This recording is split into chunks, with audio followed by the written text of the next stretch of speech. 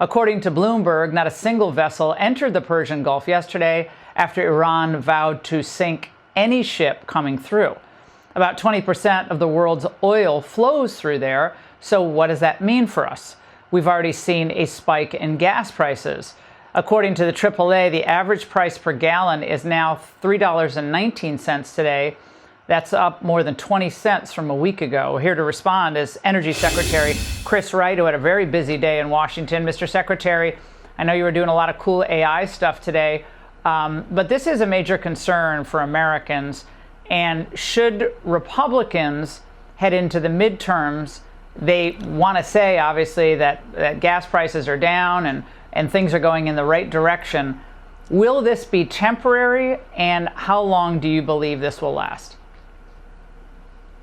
Oh, this will definitely be temporary. This will definitely be temporary. The Trump administration's energy addition, energy dominance agenda have just massively grown global supplies of oil, natural gas.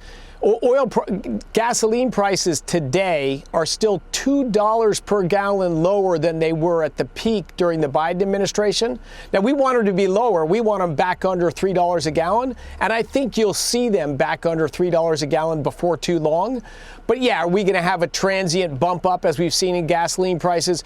We do a little bit, but I think a very small price to pay to remove the nation that's killed more American soldiers in the last 20 years than any nation on earth, and was rapidly building up its ability to kill more Americans, to menace the Middle East, and ultimately interfere with commerce and prosperity in that part of the world and the world as a whole. I'm very proud of our troops and our president's leadership to fix this problem.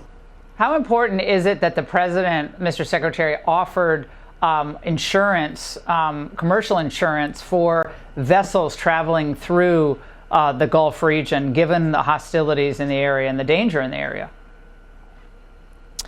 Yeah, the commercial markets do that. They'll still do that today. But we've offered to backstop, sort of be a reinsurer of the movement of these vessels. And even bigger will be when the time is right, and it won't be that far away, when we'll use the U.S. Navy to escort ships through the Straits of Hormuz. As you said, Laura, there's not traffic going through it today, but that's a temporary event. And fortunately, we have a world just massively well supplied, abundant oil around the world, and American production at record highs. So we'll get through this. It'll be a bump on the road, but it will change the trajectory of history to remove the menace that Iran has been for 47 years. Have any ships taken, are any vessels taken us up on our offer, that U.S. Navy escort through the Gulf? No, not yet. We say we'll do that as soon as we can. Right now, our Navy and, of course, our military is focused on other things, which is disarming this Iranian regime that's been striking out at all of its neighbors and Americans in every way it can. So right now, we got to focus on defanging Iran. But not in the not too distant future, we'll be able to use the Navy to get energy flowing again. But in the meantime, markets are very well supplied. And Mr. Secretary, it was fascinating to watch what was happening today at the White House. The president listening to the people who are very concerned about the cost of energy prices here at home, given these massive buildouts of AI data centers, putting a crunch on the grid. And it looks like, from everything I could gather, and that was quite an array of top tech CEOs, that they're going to be responsible for producing their own supply of energy so as not to squeeze the people. Are you confident that they will actually come through? I know they signed that agreement, but are you confident they're going to live up to that agreement?